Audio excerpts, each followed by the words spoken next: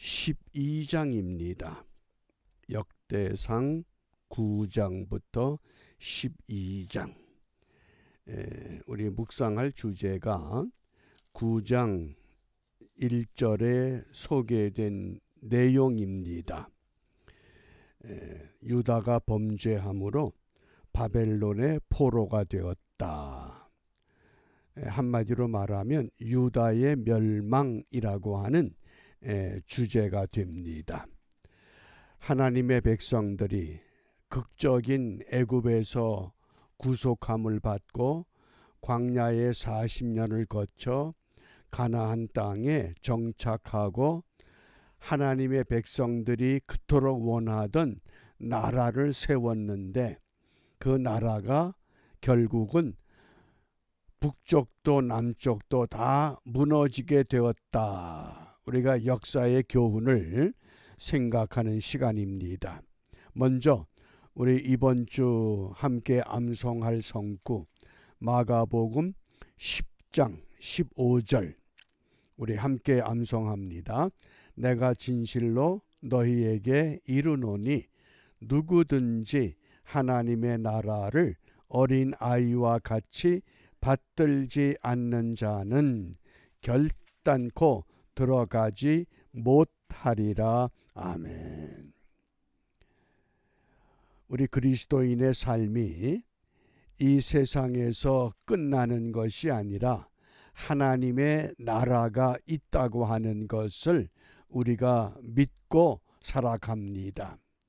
그렇다고 하면 과연 우리는 하나님의 나라에 들어갈 수 있는 믿음을 갖추고 있는가? 하나님의 백성들이 그토록 원하던 하나님의 나라지만은 결국은 하나님께서 징계하셔서 하나님의 백성들이 포로가 되고 세웠던 나라가 무너지는 이런 현상을 우리가 말씀 가운데서 확인합니다. 묵상의 주제가 있는 역대상 9장 1절입니다. 이스라엘이 그 보게대로 계수되고, 이 보게라고 하는 것 쉬운 말로 족보, 계보 그런 뜻입니다. 이스라엘 열 왕기에 기록되니라. 유다가 범죄함을 인하여, 이때 유다는 12지파의 아들 유다가 아니라 남쪽에 세웠던 남쪽 유대나라 유다가 범죄함을 인하여 바벨론으로 사로잡혀 갔더니, 우리가 북이스라엘은 기원전 722년 아수르 살마네셀 대제에 의해서 무너졌습니다. 그리고 남유다는 기원전 586년 바벨론 느부갓네살 왕에 의해서 무너집니다. 왜 하나님의 백성들이 그토록 왕을 세워달라고 강청해서 하나님이 허락해서 세웠던 유다와 이스라엘이 무너지고 마는가? 그 원인이 무엇인가? 선지자 예레미야는 그 원인을 두 가지로 정확하게 찝어서 설명합니다. 예레미야 2장 13절입니다. 내 백성이 두 가지 악을 행하였나니, 두 가지 악, 곧 생수의 근원되는 나를 버린 것과, 첫 번째 원인은 생수의 근원되는 나를 버린 것, 여호와 하나님을 떠난 것, 그 뜻입니다. 첫 번째, 이스라엘과 유다가 망하게 되는 원인은 생수의 근원되는 하나님을 버린 것. 그 다음 두 번째, 스스로 웅덩이를 판 것. 이 웅덩이는 어떤 웅덩이냐? 그것은 물을 저축하지 못할 터진 웅덩이다. 터진 항아리에 아무리 물을 갖다 부어도 항아리가 채워지지 않는 것처럼 이 스스로 웅덩이를 팠다. 이것은 하나님을 버리고 우상을 숭배했다. 그 뜻입니다. 그러면 하나님의 백성들이 세웠던 이스라엘과 유다가 망한 원인은 첫 번째, 하나님을 떠난 것. 두 번째는 우상을 숭배한 것. 이것을 기억하시기 바랍니다. 이걸 한마디로 말하면 이스라엘 나라의 정체성은 무엇이냐?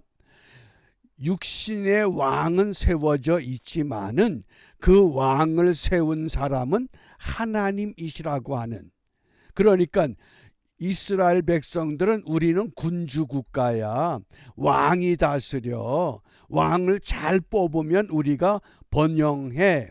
그것이 아니라 이스라엘의 정체성은 신정국가입니다. 하나님이 통치하시는 나라. 그런데 하나님을 버렸고 우상을 숭배하면 하나님은 그들을 깨우치기 위해서 이스라엘을 아수르에 의해서, 유다를 바벨론에 의해서, 그러니까 그 당시 신흥 강대국을 통해서 이스라엘을 무너뜨리고 유다를 무너뜨리셨다고 하는 겁니다. 이게 역사의 교훈입니다. 우리가 성경의 역사의 교훈을 통해서 그러면 우리의 조국 자유대한민국의 정체성은 무엇인가? 우리가 이것을 정확히 알고 신앙생활을 해야 합니다. 요즘 사회에 나타나는 현상을 보면 역사를 전혀 모르는 사람들이, 역사를 바르게 깨닫지 못하는 사람들이 지도자가 되겠다고 나서기 때문에 더 혼란스럽습니다. 대한민국의 정체성이 무엇일까요? 두 가지입니다. 대한민국의 정체성은 첫 번째, 자유민주주의. 자유민주주의. 두 번째는 자유시장경제. 요게 대한민국 정체성의 뚜렷한 기둥입니다. 그 자유민주주의는 자유주의와 민주주의가 합쳐진 정치체제를 말합니다. 자유민주주의를 지탱하기 위해서 가장 중요한 제도가 공명선거입니다. 선거가 바르지 못하면 자유민주주의는 훼손되고 맙니다. 그 다음에 자유시장 경제의 가장 중요한 제도는 사유재산 제도를 인정하는 겁니다. 그런데 기업들을 해체하고 기업의 것을 국민들이 나누어 갖는다? 그건 어불성설입니다. 대한민국의 이 정체성을 모르기 때문에 그 정체성을 흔들면 결국은 나라가 무너지는 겁니다.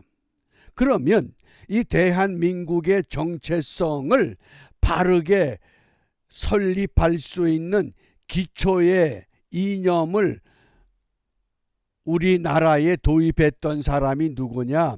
그가 초대 대통령 이승만 대통령입니다. 그래서 우리가 흔히 건국 대통령 그럽니다. 그런데 역사의 흐름이 건국 대통령 독재자다 이러고는 건국 대통령의 그 업적을 완전히 뒤집어 버린 겁니다. 이게 지금 심각한 문제입니다. 이승만 대통령이 대한민국을 법치주의 기초로 세울 때 그가 선택한 유명한 성경 구절이 있습니다. 이것 때문에 대한민국의 법치주의 이 기초를 세우게 됐습니다. 그것이 갈라디아서 5장 1절입니다. 그리스도께서 우리를 자유롭게 하려고 자유를 주셨으니 그러므로 굳건하게 서서 다시는 종의 멍에를 매지 말라. 이게 미국에 유학을 하면서 정치를 공부할 때 터득했던 확고한 믿음입니다. 주님이 우리에게 자유를 주셨다. 어떻게 자유를 주셨습니까? 공짜로 준 것이 아니라 십자가에 못 박혀 죽으심으로 죄에서 자유함을 얻게 하셨습니다. 그러므로 굳건하게 서서 다시는 종의 멍에를 매지 말아야 한다. 잘 기억하시기 바랍니다. 이스라엘 나라가 무너진 것은 하나님을 버린 것과 우상을 숭배한 것 때문입니다. 그러면 이스라엘의 정체성은 신정국가입니다. 대한민국의 정치 체제는, 대한민국의 정체성은 자유민주주의와 자유시장 경제입니다. 이것을 분명하게 기초를 놓았던 건국 대통령 이승만 대통령이 그 마음에 새겼던 이 진리의 말씀, 갈라디아서 5장 1절, 그리스도께서 우리를 자유롭게 하려고 자유를 주셨으니 그러므로 굳건하게 서서 다시는 종의 멍에를 매지 말라. 그래서 자유민주주의의 가장 중요한 기본 제도가 무엇이라고 그랬습니까? 공명선거. 선거가 부정이 되면 자유민주주의는 무너집니다. 자유시장 경제의 가장 기초가 되는 제도는 사유재산 제도입니다. 이걸 정확하게 이해하고 있어야 됩니다. 또 이 틀에서 벗어나는 것, 그건 우리가 배제해야 됩니다. 그런 사람의 주장 우리는 선택하지 말아야 합니다.